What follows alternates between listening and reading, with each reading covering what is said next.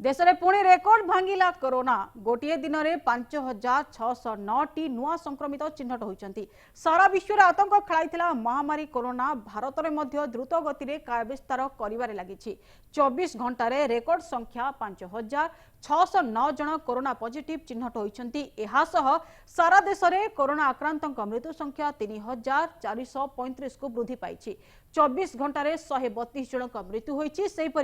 Corona आक्रांतों संख्या 1,12,359 छुईथिबा बेले केंद्र स्वास्थ्य और परिवार कल्याण मंत्रालय पक्षरु एही सूचना मिली तेबे 45,300 जन कोरोना आक्रांत सुस्थ होइथिबा बेले 63,624 जन आक्रांत एवं चिकित्साधीन थिबा जणा पड़िछि। तेबे महाराष्ट्र में सर्वाधिक 1,390 जन आक्रांतों मृत्यु होइथिबा बेले गुजरात में 749 जन मृत्यु होइथिबा खबर आसीछि। सेहिपरि मध्य प्रदेश में 267, दिल्ली में 176 एवं राजस्थान में 147 जन कोरोना आक्रांत मृत्यु होइथिबा जणा पड़िछि।